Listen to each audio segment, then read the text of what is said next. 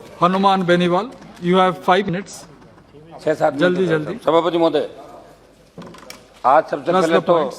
मैं आपको धन्यवाद दूंगा कि 193 पे जो चर्चा चल रही खेलों पे उस पर मुझे बोलने का मौका दिया। भारत में खेलकूद को बढ़ावा देने की आवश्यकता के संबंध में सरकार द्वारा उठाए गए कदमों की तरफ युवा कार्यक्रम और खेल मंत्री जी का मैं ध्यान आकर्षित करवाना चाहूँगा। सदन के अंदर इस चर्चा के अंदर मेरे से पहले कई वरिष्ठ साथियों ने अपनी अपनी राय दी थी। भारत में खेल प्राचीन काल से आधुनिक काल तक परिवर्तन की विभिन्न अवस्थाओं से गुजरे। कबड्डी, शतरंज, खो खो, कुश्ती, गिल्ली डंडा, तीरंदाजी आदि परंपरागत खेलों के अलावा विभिन्न देशों के संपर्क में आने भारत में क्रिकेट, जूडो, टेनिस, बैडमिंटन आदि खेलों का भी खूब प्रचलन हुआ। सबसे मैं भारत सरकार की वेबसाइट पर खेलों के संबंध में दिए गए वक्तव्य को पढ़ना चाहूँगा। उसमें लिखा है कि मानव के समग्र विकास में खेलों की अहम भूमिका रही। खेल मनोरंजन के साधन और शारीरिक दक्षता पाने के एक माध्यम के साथ साथ लोगों के बीच स्वस्थ प्रतिस्पर्धा की भावना विकसित करने और उनके बीच के संबंधों का अच्छा बनने में भी सहायता करते हैं। इंटरनेशनल स्तर पर खेल के क्षेत्र में प्राप्त उपलब्धियों ने राष्ट्र को हमेशा ही गौरवान्वित किया।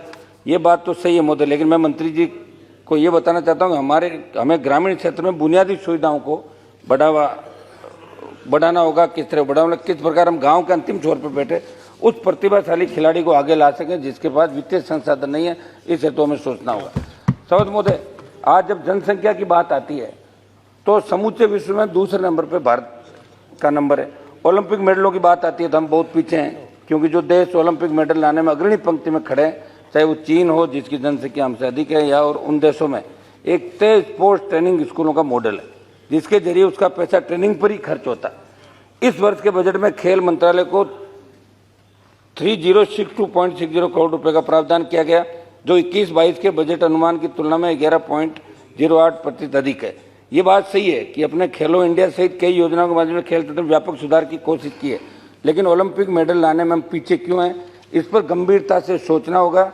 हमें सरकार के स्तर से बिना किसी भेदभाव के उन प्रतिभाओं को आर्थिक संबल देना होगा जो योग्य, और तब जाकर भारत का नाम भी ओलंपिक मेडल लाने वाले देशों में अग्रणी पंक्तियां पहले, दूसरे, तीसरे स्थान होगा, क्योंकि हमारे यहाँ प्रतिभाओं की कोई कमी नहीं है।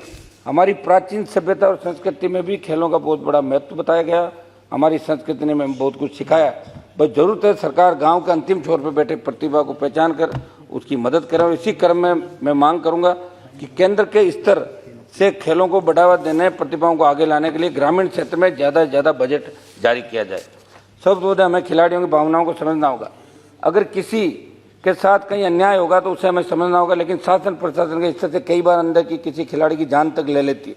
कुछ ऐसा ही मामला मैंने लोकसभा में उठाया था कि किस प्रकार अंतर्राष्ट्रीय पहलवान बनने की इच्छा दिल में लेकर बैठी और इसके लिए मेहनत करने वाली 17 वर्षीय पहलवान रितिका कुमारी ने फांसी लगाकर आत्महत्या कर ली।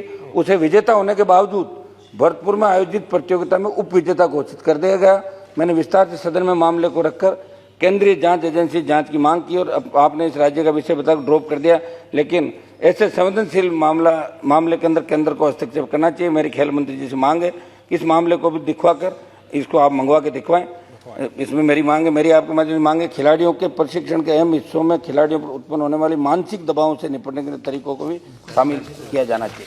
सभापति महोदय, आज खेलों के क्षेत्र में जो चयन करता है उनमें से कई संकीर्ण मानसिकता के लोग बैठे हैं। इसका एक उदाहरण देना चाहूंगा। अभी नवंबर 2021 में मंत्री जी मैंने आपको बताया था, आपने उसके अंदर मदद भी करी थी।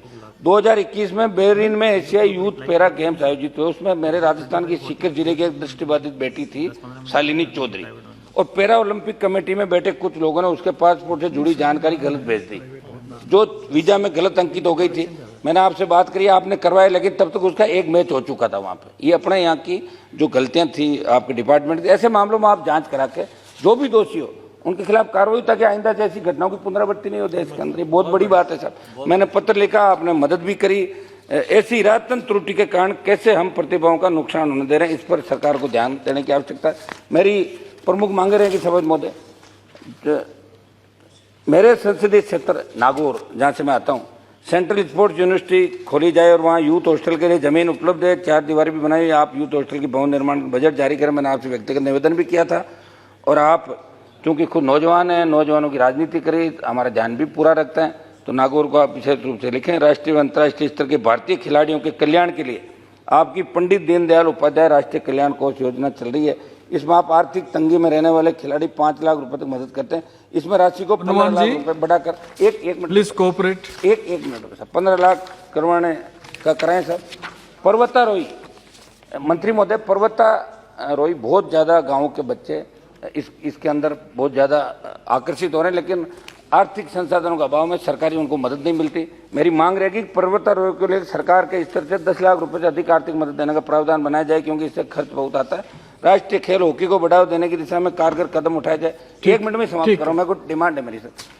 प्रत्येक जिला मुख्यालय पर प्रत्येक जिला में आधुनिक सुविधाओं युक्त मैदान विकसित किए जाए। कबड्डी को ओलंपिक में शामिल करने के लिए भारत पैरोकारी करें। गाँव के परंपरागत खेलों को बचाने की दिशा में कार्य किया जाए। लास्ट है मेरा, आर्थिक कमी के कारण तीरंदाजी क्षेत्र के प्रतिभाशाली खिलाड़ियों के पास धनुष नहीं है, शूटिंग के क्षेत्र की प्रतिभाओं के पास संसाधन नहीं है। वो MP MLA के पास आते हैं कि आप नया धनुष हमें दिलाओ, हमें पिस्टल दिलाओ, बंदूक दिलाओ। तो हम केंद्र को ऐसे मामलों पर भी ध्यान देने की आवश्यकता है। रितेश पांडे जी, लास्ट है मेरा, 1 गोल्ड, इसमें हम मदद करेंगे, 2 रजत व 4 कांस्य पदक हमें प्राप्त हुए हैं। अमेरिका, जापान व चाइना की तुलना में हमारा मेडल लेने का आंकड़ा बहुत कम है। सब मैं निवेदन इतना ही करूंगा, जितना बड़ा हमारा देश है, जब ओलंपिक एक मिनट समाप्त करूं सर, जब ओलंपिक एशियाड होते तो पूरा देश टेलीविजन पे लोग छुट्टी मनाते करते हैं, लेकिन जब पदक जीतते हैं और हम एक पदक से इतने खुश हो जाते हैं और फिर आप लोग यहाँ दिल्ली से बयान जारी करते हो कि इंडिया बहुत आगे हो गया। किधर आगे हो गया? सबसे ज्यादा आगे हुआ कोरोना में, भूतों में हमारा 50 लाख मरे इस इंडिया के अंदर। शुरू करिए। मेरा खेल मंत्री जी से निवेदन है, आप नौजवान हैं, बहुत एक मिनट सर समाप्त तो करना दीजिए, बात तो समाप्त। एक सेकंड, लास्ट सेकंड पंडित जी, माइक बंद हो गया है। एक सेकंड समाप्त हो गया, 1 सेकंड। मेरा मंत्री जी आपसे निवेदन है कि आप हमेशा नौजवानों की तरफ ध्यान रखते हैं और करा जी का टाइम ज्यादा सर। रितेश जी, आपका समय। आप बैठे हो सर, 1 सेकंड तो कराओ आप, हम थर्ड के लोग हैं। बहुत बहुत धन्यवाद अधिष्ठाता महोदय। हो गया। पांडे जी मानोगे नहीं आप, 1 सेकंड मेरी बात तो पूरी करें प्लीज। बोलने नहीं देगा।